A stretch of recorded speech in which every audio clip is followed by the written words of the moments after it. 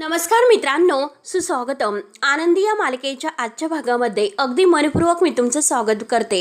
आजच्या भागामध्ये शिल्पा आता आनंदीवर खूपच रागवते आणि म्हणते की काय गं, तुझी हिंमतच कशी झाली? मी तुला बजावलं होतं की तुझ्या लग्नाचं आणि युगंधरच्या लग्नाचं सत्य मुलांना सांगू नकोस वगैरे आहे तर ते विसरून जा आणि मुलांपर्यंत हे सत्य कधीही सांगू नकोस, येऊन देऊ नकोस, हे मी तुला बजावलं होतं. म्हणून आता शिल्पा खूप जोरातच आनंदीवर ओरडते.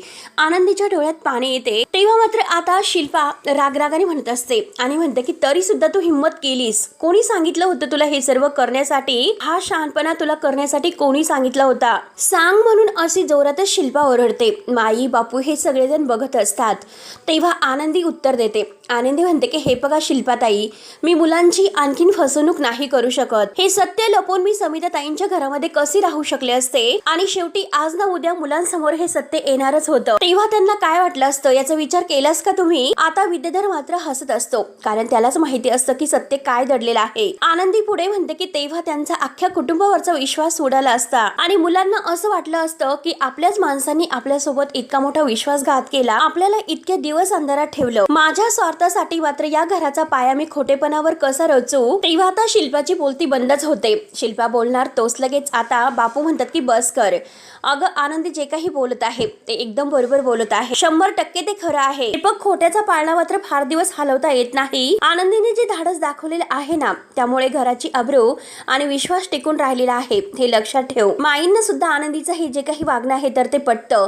माई आणि बापू हे सगळेजण मात्र आता आनंदीच्या बाजूने आहेत. शिल्पाला आता खाली बघावं लागतं. शिल्पाचा काहीच बोलता येत नाही. त्यानंतर आनंदी बिचारी आता खूप रडत आहे. बापू म्हणतात की खरंच हे बघ अगं आनंदी, मला तुझा खूप खूप अभिमान वाटतो. तेव्हा आता आनंदी खूप खुश होते. त्यानंतर माई आता शिल्पाला म्हणतात की शिल्पा, अगं हे सत्य जर पृथ्वीला बाहेरून समजले असते तर त्याचा मात्र या घरावरचा विश्वास उडाला असता. देवाचीच कृपा झाली. बघ ना अगं, पृथ्वीने हे लग्न आणि हे जे नातं आहे तर ते अगदी आनंदाने स्वीकारलेलं आहे आणि तू बघितलंस ना आता काय घडले ते. तेव्हा आता शिल्पा काहीच बोलत नसते, परंतु आनंदी मात्र हसत आहे. तिला आनंद होतो. तेव्हा आता लगेच धनश्री हे सर्व ऐकून घेते आणि शिल्पाताईंना म्हणते की शिल्पाताई, परंतु हा चमत्कार झालाच कसा? म्हणजे पृथ्वी इतक्या लवकर कसा अचानक बदलला? तेव्हा शिल्पा म्हणते की तेच मला नाही कळत, मी तोच विचार करते. तेव्हा आता तो क्षण पुन्हा आठवतो जेव्हा पृथ्वी आनंदीला म्हणतो की तू ह्या पत्रामध्ये जे काही लिहिलेलं आहे त्यामुळे आपल्यावरील आता हा दृढ विश्वास आणि हे नातं आणखीनच घट्ट झालेलं आहे आणि त्याने आनंदीला मिठी मारलेले असते. हे सगळे क्षण आता परत आठवतात. नक्की पृथ्वीमध्ये इतक्या लवकर हा बदल झालाच कसा? त्याने कसं इतक्या लवकर हे नातं स्वीकारलं? शिल्पा म्हणते की एवढं सगळं कळल्यानंतर तो इतका शांत कसा होता?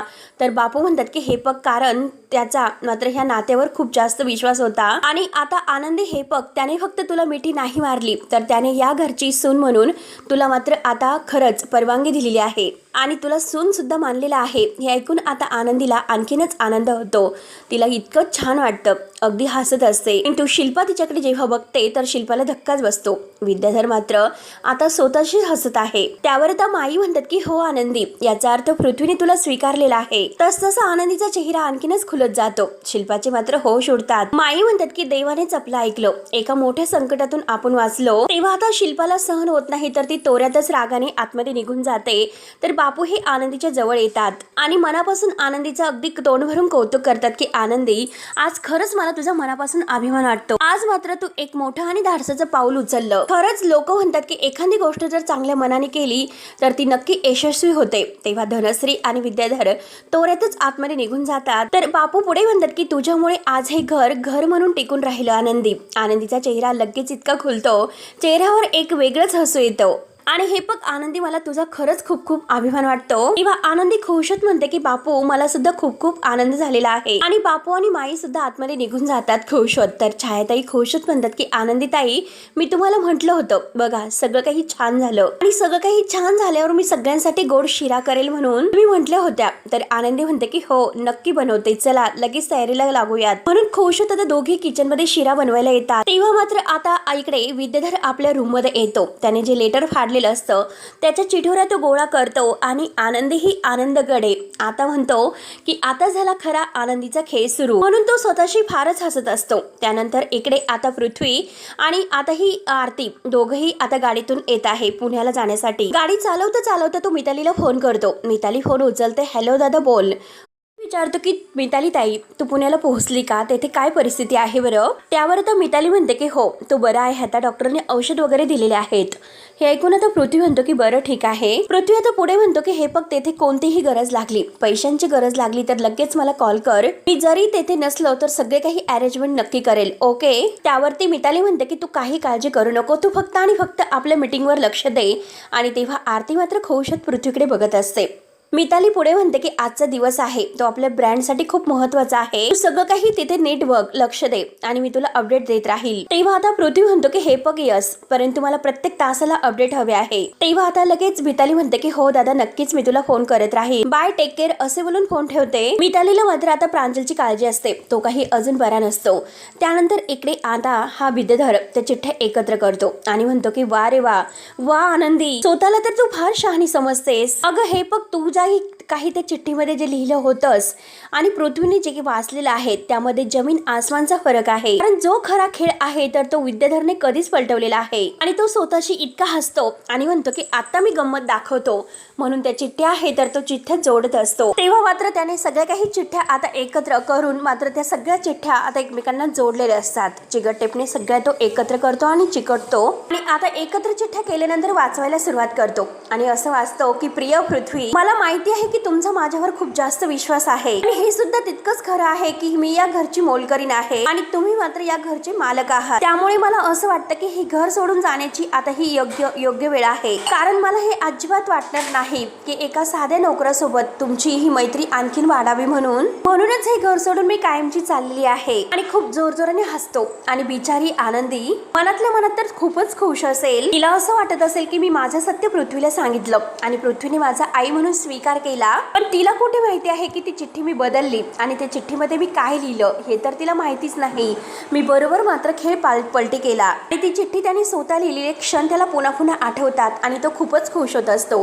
कारण त्याने बरोबर आता पलटी गेम केलेला असतो आणि खाली लिहिलेलं असतं की तुमची आई आनंदी, म्हणून आता स्वतः खूपच खुश होत असतो. आनंदी आणि पृथ्वी या दोघांमध्ये वेगळंच काहीतरी तो आता भलतं कनेक्शन करून देतो आणि स्वतःशी खूप ॲटिट्यूडमध्ये हसत असतो. त्यानंतर मिताली जेव्हा आतमध्ये येते तर तेव्हा तिला ह्या प्रांजलचा फारच राग आलेला असतो. कारण प्रांजलने असं काहीतरी करून ठेवलेलं असतं, त्यामुळे मितालीला फारच राग येतो. तेव्हा मिताली आतमध्ये येते आणि आतमध्ये आल्यानंतर आता प्रांजलला त्याला खूप त्रास तर होतच असतो, परंतु त्याचे डोळे उघडे आहेत. मिताली त्याला रागाने म्हणते की असं वाटतं की असं 2 सटकणी तुझ्या कानामागे ठेवून द्यावेत, कारण तुझ्यावर विश्वास ठेवून आम्ही मात्र तुला त्या इव्हेंटसाठी पाठवले होते आणि तू आमच्या पाठीमागे हे करत होतास का? एकदा बघितलंस का स्वतःला आरशामध्ये? काय तू स्वतःची अवस्था करून घेतलीस? आणि हे बघ तुझ्या अशा वागण्यामुळे मी सकाळी आतुशी खोटं बोलले आणि दादाला सुद्धा मी खोटं बोलले की तुला फूड पॉइझनिंग झालेलं आहे. अरे मी सगळ्यांशी खोटं बोलेल, परंतु जेव्हा त्यांना हे सगळं काही खरं कळेल तेव्हा मात्र ते सहन नाही करू शकणार. स्पेशली म्हणजे तू, अरे तुला तर माहितीच आहे की तुझ्यावर तिचा किती जीव आहे आणि तरी सुद्धा तू इथे येऊन दिवस रात्र दारू पित होता, म्हणून तुझे हे लिव्हर खराब झालेले आहे आणि मी तुझे सगळे रिपोर्ट्स बघितलेले आहेत. आता मात्र नाही, पण जोपर्यंत तू माझ्यासोबत घरी येत नाही तोपर्यंत मी इथून हलणार सुद्धा नाही, कळलं तुला? म्हणून आता मितालीला रडू सुद्धा येत असतं आणि प्रांजलचा राग सुद्धा येत असतो, कारण तो खोटं बोलून इकडे निघून आला आणि इकडे निघून येऊन तो दारू पित होता. हे जेव्हा आता तिला समजतं की लिव्हर खराब झालेले आहे तेव्हा आता तिला धक्काच बसलेला असतो आणि प्रांजलचा राग सुद्धा आलेला असतो, म्हणून ती प्रांजलला खूप काही सुनावते. त्यानंतर मात्र इकडे आता पृथ्वी आणि आरती दोघही गाडीतून येत आहे. तेव्हा आता आरतीला मात्र डुकले येत असतात. ती डोळे बंद करून झोपण्याचा प्रयत्न करत असते. पृथ्वी तिच्याकडे बघतो आणि हॅलो म्हणतो. हॅलो. तेव्हा आरती डोळे उघडते तर पृथ्वी तिला गुड मॉर्निंग करतो. तेव्हा आता आरती गुड मॉर्निंग असं म्हणते तर पृथ्वी तिला खुश होत विचारतो की झोप झाली का? तर आरती हो म्हणते. पृथ्वी तिला विचारतो की तुला काही चहा पाणी नाश्ता कुठे थांबायचा आहे? तेव्हा आता आरती म्हणते की हो चालेल. तेव्हा आता पृथ्वी तिच्यावर ओरडतो, तू ड्रायव्हरच्या बाजूला बसलेली आहे आणि झोपा काढते, तुला काही अक्कल वगैरे आहे की नाही? तेव्हा लगेच आता आरती त्याला म्हणते की अरे प्रत्येक वेळेस माझी अक्कल काढण्याची तुला काय गरज आहे का? एकतर रात्री अपरात्री असं फोन करून मला मुंबईला ये असं सांगितलं, मी आले तुझ्यासोबत. अरे एका फोनवर तर मी लगेच आले. मी काही प्रवासाची तयारी वगैरे केली होतीस का? मला लागली झोप. तू एक काम कर, गाडी थांबव, मी मागे जाऊन झोपते. तेव्हा आता पृथ्वी म्हणतो की काय ग, मागे जाऊन झोपते म्हणजे काय, मी तुझा पर्सनल ड्रायव्हर वगैरे आहे का? तेव्हा आता आरतीला खूपच हसू येतं. ती म्हणते की कसलं वाटलं असतं की तू खरंच माझा पर्सनल ड्रायव्हर असता तर? तेव्हा आता पृथ्वीला राग येतो. पृथ्वी म्हणतो की तुझी जीभ ना जरा जास्तच चालत आहे. अगं त्या आनंदीकडून शिक ना काहीतरी, किती गोड, संस्कारी, मन मिळावू आणि रिअली लाईक. तेव्हा आता आरती म्हणते की अरे तुला तर सगळं काही तिचं आवडणारच, कारण शेवटी आम्ही आबा जाधवांच्या नाती आहोत. आता हे सर्व काही ऐकून पृथ्वी म्हणतो की खरंच नाही, पण आबा म्हणजे आनंदीचं कुटुंब खरंच खूप छान आहे. आबा जेव्हा माझ्या पाठीवर आता हात ठेवून मला अगदी शाबासकी देतात, माझ्याशी बोलतात, आणि ते इतकं घट्ट प्रेमाच्या नात्याचं फिलिंग्स येतं, मी शब्दात सुद्धा व्यक्त नाही करू शकत. आणि ती आरची तर बाप रे बाप, आरची मात्र इंटरनेटचा अगदी पॅकेज आहे, एकदम कम्प्लीट. ती सुद्धा माझी फेवरेट आहे. त्यानंतर आता आरती विचारते की आणखीन कोण. तेव्हा आता पृथ्वी तिची गंमत करतो आणि म्हणतो की आणखीन काही नाही. तेव्हा आरतीला मात्र तिचं कौतुक तोंडून ऐकायचं असतं, परंतु हा पृथ्वी मुद्दाम तिचं काही कौतुक करतच नसतो. तेव्हा आरती विचारत असते की अरे आणखीन. त्यावरती आता पृथ्वी म्हणतो की नाही, संपली फॅमिली सगळी. तर आरती म्हणते की अरे तू अख्ख्या फॅमिलीबद्दल बोलत होता, आनंदी ताईबद्दल बोलला, आरचीबद्दल बोलला, आबाबद्दल बोलला. तेव्हा पृथ्वी विचारतो की मग काय. तर आता आरती थोडीशी चिडते आणि म्हणते की अरे तुला कळतं का, आनंदीच्या कुटुंबामध्ये मी सुद्धा येते आणि तू असं का करतोस. खरं तर मी अगोदर येते, तिच्या अगोदर, कारण मी तिची मोठी बहीण आहे. तेव्हा आता पृथ्वी हसतो आणि म्हणतो की हो हो हो हो, म्हणजे आता मला तुझा मुद्दा समजला, कारण तुला माझ्या तोंडून तुझं कौतुक ऐकायचं आहे. तर तेव्हा आरती म्हणते आरती नाही नको, कारण मला तुझ्यासारख्या गर्विष्ठ माणसाच्या तोंडून माझं कोणतंही कौतुक ऐकायचंच नाही. त्यावरती आता पृथ्वी म्हणतो की नाही, तू ज्या पद्धतीने वकिली करते ना, त्या पद्धतीने मला खरंच कळतंय नक्की मात्र तुला काय ऐकून घ्यायचं आहे ते. तेव्हा लगेच आरती म्हणते की अरे साहजिकच आहे, तू अख्ख्या कुटुंबाबद्दल म्हटला, तू आरचीबद्दल बोलला, आबाबद्दल बोलला, अरे आनंदी ताई सुद्धा बद्दल बोलला, परंतु माझ्याबद्दल 2 वाक्य सुद्धा नाही बोललास. आणि माझ्याबद्दल तू थोडंसं 2 तरी वाक्य चांगलं बोलशील असं मला वाटलं होतं, पण मी तर विसरलेच होते की मी कुणाकडून अपेक्षा करते. त्यानंतर आता आरती आणखीनच चिडलेली असते, पृथ्वी हसत असतो. तर इकडे आता हा विद्याधर स्वतःशी खूपच हसतोय आणि म्हणतो की त्या पृथ्वीच्या डोक्यामध्ये मी चांगला भोगा भरलेला आहे, जो काही गैरसमज आता त्याच्यामध्ये निर्माण झालेला आहे, त्यामुळे तो गैरसमज आता तर तो असा जिवंत बॉम्ब आहे की जो माझ्या गाडीमध्ये लागलेला सुरुंगापेक्षा सुद्धा मोठा ब्लास्ट करणार आहे. तर धनश्री तेवढ्यात तेथे पोहे आणि त्याच्यासाठी चहा घेऊन आलेली असते. जेव्हा तो हा बोलत असतो तेव्हा आता धनश्री सगळं काही ऐकते आणि ते चिठ्ठ्यांकडे बघते. तर विद्याधर हसत असतो आणि तेवढ्यात धनश्री म्हणते की अहो. तेव्हा मात्र आता धनश्रीला समजतं की चिठ्ठी यांनी बदलली. ती विचारते धनश्री, ही चिठ्ठी तुम्ही बदलली आणि अहो तुम्ही हे सर्व का करतात, कशासाठी करतात. म्हणून धनश्री आता रडतेच हे सर्व विचारायला सुरुवात करते, कारण ती वैतागून गेलेली असते. आणि हे सगळं खरंच तुम्ही करू नका, काय गरज होती तुम्हाला हे सर्व करण्याची असं विचारते. तेव्हा आता विद्याधरला फारच राग येतो आणि तो लगेच आता धनश्रीवर धावून येत असतो. धनश्री खूप घाबरते आणि धनश्री आता हात जोडून म्हणते की माझं चुकलं, मला माफ करा. परंतु आता हा विद्याधर तिची तोंड धरतो, गालगुच्ची धरतो आणि म्हणतो की काय ग, किती वेळेस तुला सांगितलं हे थोबाड बंद ठेवत जा म्हणून. आणि म्हणतो की हो, ते पत्र मीच बदललेलं आहे, तुला काय वाकडं करता येईल ते करस. तू माझं काय वाकडं करणार आहेस, तू सांगणार आहेस का सगळ्यांना. बोल, लवकरात लवकर बोल, तू सगळ्यांना सांगणार आहेस का. तेव्हा आता धनश्रीला बोलता सुद्धा येत नसतं. ती म्हणते की अहो दुखतंय, सोडा ना, म्हणून जोरात त्याचा हात हिसकावते. विद्याधर मात्र आता रागाने म्हणतो की तू अशी नाही ऐकणार, मी तुझी जीवच कापून टाकतो.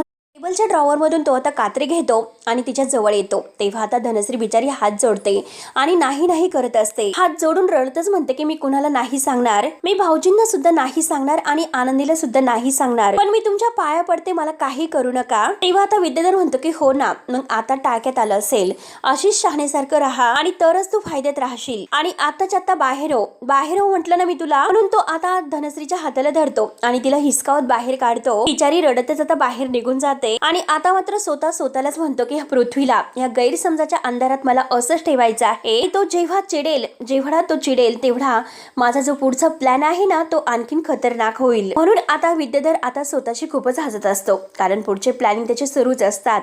त्यानंतर आता इकडे हा पृथ्वी गाडीतून येत असताना तो आरतीकडे बघतो आणि म्हणतो की आरती, तुला खरंच जाणून घ्यायचं आहे ना की मला तुझ्याबद्दल काय वाटतं ते. तेव्हा आता आरती रागवलेलीच असते. ती म्हणते की नाही, संपला विषय, जाऊन दे. तेव्हा आता परत पृथ्वी म्हणतो की आरती, अगं मी सिरियसली विचारतो, तुला खरंच जाणून घ्यायचं आहे ना. आणि हे बघ, ऐकून घे, अगं मी तुझ्या अगोदर जेव्हा आनंदीला भेटलो आणि मग त्यानंतर मला समजलं की तू तिची मोठी बहीण आहेस. आनंदी इतकी गोड, सुसंस्कृत, मनमिळावू आणि तू सुद्धा गोड, सुसंस्कृत आणि मनमिळावू अशी असेल असं मला वाटलं होतं बरं का. आणि तो माझा गैरसमज होतो आणि तसं काही नाही, तो गैरसमजच होता, कारण तू 1 नंबरची चिटकी आहेस, चेटकीन. तेव्हा लगेच आता आरतीला फारच राग येतो. आरती म्हणते की तू मला काय म्हटलास की चेटकीन म्हणालास तुम्हाला, आणि बास झालं. आता काही झालं तरी मी खपून नाही घेऊ शकत, आत्ताच्या आत्ता गाडी थांबव, मला गाडीच्या खाली उतरायचं आहे. त्यावर आता पृथ्वी म्हणतो की अगं वेड्यासारखं वागू नकोस, आपण एका प्रोफेशनल मीटिंगसाठी चाललो आणि प्लीज जरा मेच्युअर. तेव्हा लगेच आता ही आरती म्हणते अरे चेटकीन म्हणतानी कुठं गेलं होतं तुझं हे सगळं काही मॅच्युअर वगैरे, आत्ताच्या आत्ता गाडी थांबव नाहीतर मी चालत्या गाडीतून उडी मारन. आणि तेवढ्यात मात्र आता तो लगेच आता गाडीच्या काचा आहे तर तो बंद करतो आणि म्हणतो की आता तू कुठे जाऊ शकत नाही कारण मी बंद केलेल्या आहेत काचा. तेव्हा लगेच आरती त्याला धमकावते आणि म्हणते की आत्ताच्या आत्ता तू गाडी थांबव नाहीतर मी समोरची काच फोडेल. आणि ती मात्र आता ह्या पृथ्वीचा फोन हातात घेते आणि 1 2 3 असे आकडे मोजत असते. पृथ्वी खारच घाबरतो आणि अगये अगये असं करून गाडी थांबवतो ओके असं म्हणतो आणि शेवटी त्याने गाडी थांबवलेली असते. आणि गाडी थांबून मात्र तो आता रिलॅक्स असं म्हणतो आणि तिच्या हातातून आता मात्र तो मोबाईल घेतो. तेव्हा आता आरती चिडलेलीच असते. आरती म्हणते की खड्ड्यात गेलं सगळं काही, कारण तुझी मीटिंग सुद्धा खड्ड्यात गेली आणि सगळं काही. आणि जोरात मात्र तो आता आरती ओरडतो. आरती गाडीच्या खाली उतरलेली असते तर पृथ्वी आता पूर्णपणे वैतागतो. त्यानंतर आता इकडे शिर्के युगंधरकडे येतात आणि युगंधरला म्हणतात की मालक साहेब तुमच्याशी जरा बोलायचं होतं. तेव्हा आता युगंधर म्हणतो की बोला ना शिर्के काय झालं. तर शिर्के म्हणतात की हे बघा मालक साहेब, मला पूर्ण चांगल्या रीतीने माहिती आहे कंपनीमध्ये घेतलेला कोणताही निर्णय शेवटी तुमचा फायनल शब्द असतो, अंतिम निर्णय असतो आणि त्यामध्ये कंपनीमधील कोणीही आता एकही शब्द जास्त बोलू शकत नाही. परंतु आज मात्र तुमच्या कंपनीतील एक आता नाही पण मात्र मी तुमचा एक जुना मित्र या नात्याने मला तुम्हाला एक गोष्ट सांगायची आहे. कारण हे बघा मालक साहेब, तुम्ही मात्र आता ह्या अवॉर्डसाठी जो काही निर्णय नकार दिला तो मला नाही पटलेला आणि त्या अवॉर्ड कंपनीला मात्र मेल करण्यासाठी माझी बोटच तयार होत नाही, माझी हिंमत तर होईनच झालेली नाही, हिंमतच होत नाही. इतका मोठा अवॉर्ड आहे मालक साहेब. हे बघा अहो जरा विचार करा किती मोठी मोठी माणसं तिथे येतील. त्यावरती आता युगंधर हे सर्व ऐकतो आणि म्हणतो की शिर्के माझा निर्णय मी तुम्हाला सांगितलेला आहे. शिर्के म्हणतात की हे बघा मालक साहेब, जो काही पुरस्कार तुम्हाला मिळणारा आहे तर तुमचा एकट्याचा नाही तो. अहो हे बघा निंबाळकर इंडस्ट्रीमध्ये काम करणाऱ्या प्रत्येक आता ह्या कामगारांच्या कष्टाचा आहे आणि मेहनतीचा पुरस्कार आहे तो. तुम्ही विचार करा आणि तोच याचा सन्मान आहे. ज्या क्षणी मात्र स्टेजवर जाऊन तुम्ही तो पुरस्कार घेताल त्या क्षणी मात्र आपल्याकडे काम करणारे शेकडो जे कामगार आहेत तर त्यांचा आत्मविश्वास आणि त्यांचं मनोबल जर पटीने वाढणार असेल. हे बघा मालक साहेब, मी हात जोडून आज तुम्हाला विनंती करतोय प्लीज एकदा, फक्त प्लीज एकदा तुम्ही अवॉर्डला नकार दिलेला आहे आणि त्या अवॉर्डचा पुन्हा एकदा बारीक विचार करा आणि सगळं काही म्हणजे तुमच्या लक्षात येईल की तुम्ही नकार का दिला, मग तुम्ही होकार देताल. तरी सुद्धा आता युगंधर चिडतो आणि तो जोरात धमकीतच म्हणतो की शिर्के मी तुम्हाला एकदा सांगितलं. तेव्हा मात्र आता शिर्के खाली मान घालतात आणि समजलं मालक साहेब असे म्हणतात. आणि तेवढ्यात युगंधरच्या मोबाईलवर फोन येतोय आणि तो शिल्पाचा फोन असतो. आणि तेवढ्यात मात्र फोन उचलल्यानंतर युगंधर विचारतो की काय झालं ताई, तू फोन केलास. शिल्पा आता तोऱ्यातच आणि रागातच म्हणते की युगंधर आत्ताच्या आत्ता तू घरी ये लवकरात लवकर. युगंधर म्हणतो की ताई अगं काय करतेस तू, फॅक्टरीमध्ये काम पडलेले आहे भरपूर. शिल्पा ऐकायचं नाहीच म्हणते. या क्षणी तुला घरी यावंच लागेल, पाच झालं, मला काही ऐकायचं नाही, लवकरात लवकर घरी ये. युगंधर म्हणतो की ठीक आहे बरं येतो मी. आणि आता तो विचारतो की ताई अगं माई बापू ठीक आहेत ना. आनंदीला विद्याधरने परत काही केलं की काय असं विचारतो. शिल्पाला आणखीनच राग येतो. शिल्पा म्हणते की आता या क्षणाला तू घरी येतोस का, की आणखीन काही मी आणखीन पाऊल उचलू सांग मला, म्हणून शिल्पा जोरातच भडकते. आता युगंधर फोन ठेवतो आणि शिर्केंना म्हणतो की ताईचा फोन होता आणि आत्ताच्या आत्ता मला घरी जावं लागेल, म्हणून शिर्के आणि मालक साहेब दोघेही घरी येतात. त्यानंतर आता आनंदी समिताताईंच्या फोटोसमोर येते आणि शिर्याचा नैवेद्य त्यांना ठेवते. आनंदी खुशात म्हणते की समिताताई आज खऱ्या अर्थाने मात्र तुमच्या मुलांनी मला आई म्हणून स्वीकारलेला आहे, तुमचे आभार जितके मानावे तितके कमी आहेत. आणि तेवढ्यात विद्याधर खाली येतोय आणि तो आनंदीचं हे सगळं काही बघतो आणि ऐकतो. कारण हे तुमचे संस्कार आहेत असं आनंदी आता समिताताईंच्या फोटोला म्हणत असते. कारण तुमच्यामुळेच मात्र आता पृथ्वी इतकं मोठं सत्य हे मात्र इतक्या समजूतदारपणे समजून घेऊ शकला. आणि हे बघा मला तर खरंच खूप भीती वाटत होती की नक्की आता हे सर्व कळाल्यानंतर काय होईल. एक हसतो खेळतो घर या सत्यामुळे विखुरलं तर जाणार नाही ना. पण त्यात म्हणजे आता पृथ्वीने ही जी काही परिस्थिती आहे ज्या प्रकारे हाताळली त्यात तुमच्या आणि मालक साहेबांचे संस्कार दिसून येतात. हे सगळे काही तुमचे संस्कार आहेत.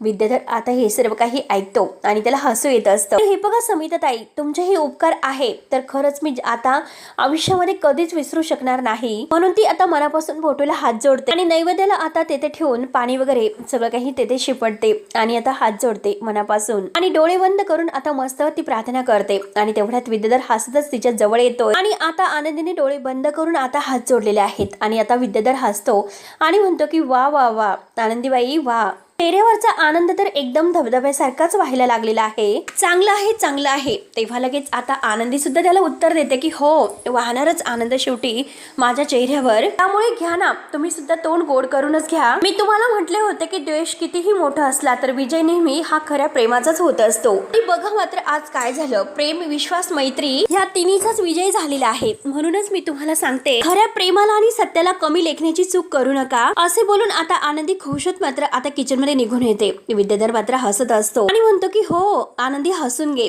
जितकं हसून घ्यायचं आहे तितकं हसून घे, जितके टोमणे तू मला मारायचे आहे तर तितके मारून सुद्धा घे, पण यापुढे मात्र तुझ्या नशिबात फक्त आणि फक्त रडणं लिहिलेलं आहे. आणि हा जो काही तुझ्या आनंदाचा फुगा आहे तर तो हवेत उडायला लागलेला आहे ना, तर तो मात्र क्षणभंगूर आहे. आणि ज्या सुखाच्या क्षणभंगुरात तू आता रमायला लागलेली आहे तो फक्त आणि फक्त तुझा एक गोड गैरसमज आहे, लक्षात ठेव. आणि ज्या दिवशी तुझा हा भ्रमाचा भोपळा आहे ना तो फुटेल, त्या दिवशी मात्र तुझ्या आनंदाच्या चिंधड्या होतील. कारण प्रत्यक्षात मात्र ती चिठ्ठी अजून पृथ्वीने वाचलेली नाहीस, त्यामुळे तू त्याच्यासाठी अजूनपर्यंत या घरातील एक मोलकरीण आणि त्याची मैत्रीण असंच नातं आहे. ज्या दिवशी त्याला हे सर्व समजेल की तू त्याच्या बापाची दुसरी बायको आहेस, आणि त्या दिवशी मात्र या घरामध्ये भडका उडेल, मोठा भडका. आणि त्या मोठ्या भडक्याने मात्र ही निंबाळकरांची हवेली आहे तर ती जळून जाईल आणि राख होईल. आणि त्यावेळेस मात्र तू रडशील आणि हा विद्याधर हसेल. म्हणून विद्याधरला फारच आनंद होत असतो आणि तो स्वतःशी खूप हसत असतो. या चिठ्ठ्या बदलून त्याने आता पृथ्वीचा गैरसमज आहे तर तो आणखीनच वाढवलेला असतो. म्हणजे आता पृथ्वीच्या मनामध्ये अजूनपर्यंत आनंदी ही त्याची आई आहे हे काही माहिती झालेलं नसतं. म्हणून पृथ्वी आता अगदी त्याच गैरसमजामध्ये आहे की ते त्याची मैत्रीण आणि मोलकरीण आहे. हे सगळं विद्याधरने केलेलं असतं. म्हणून शेवटी आता तो स्वतःशी इतका खुश होतोय. आणि हा भाग येथे संपतो. तर पुढील भागामध्ये आता मात्र जेव्हा युगंधर घरी आलेला आहे आणि त्याला समजलेलं आहे तेव्हा लगेच तो शिर्क्यांना विचारतो की शिर्के, अवॉर्ड फंक्शन आता आहे तर लोकांना तुम्ही अजून नकाराचा जो काही मेल आहे तो नाही पाठवलेला ना. त्यावरती शिर्के म्हणतात की नाही अजून. युगंधर पुढे म्हणतो की त्यांना आत्ताच्या आत्ता मेल करा आणि त्यांना सांगा की मी आणि आनंदी दोघं मिळून आम्ही हा पुरस्कार स्वीकारणार आहोत. तेव्हा आता म्हणजे शिल्पाला तर फार मोठा धक्का बसतो, परंतु शिर्के मात्र खूपच खुश होतात. पण आनंदीला आता फार भीती वाटत असते. तिला धक्का बसतो. ती लगेच माई आणि बापूंना विचारते की माई आणि बापू मी काय करू. उद्या मात्र ते थेट मी मालक साहेबांच्या सोबत त्या कार्यक्रमामध्ये कशी जाणार असं विचारते. तर आता माई तिला विचारतात आनंदी नक्की तुला काय म्हणायचं आहे. तेव्हा आनंदी म्हणते की मला नक्की काय म्हणायचं म्हणजे मला काही दिसत नाही आणि जर मालक साहेबांसोबत मी तेथे गेले तर मात्र त्यांना एका क्षणात कळेल की मी अंध आहे म्हणून, आणि शेवटी माझं सगळं सत्य त्यांच्या समोर येईल. तेव्हा हे ऐकून आता माई आणि बापू यांना धक्का बसलेला असतो. कारण युगंधरला अजूनपर्यंत अंध आहे हे मात्र आता माहिती नसतं. आणि माई आणि बापूंना सुद्धा हे माहिती नसतं की युगंधरला हे माहिती आहे किंवा नाही. म्हणून त्यांना सुद्धा फार मोठा धक्का बसलेला असतो. ते दोघेही आता आनंदीकडे पाहत असतात. तर मित्रांनो आता नक्की काय होईल, आनंदी ह्या सोहळ्यासाठी जायला कशी तयार होईल हे बघणं आता खूपच इंटरेस्टिंग ठरणार आहे. तेव्हा मित्रांनो पुढे नक्की काय होतं बघायला विसरू नका. तोपर्यंत धन्यवाद.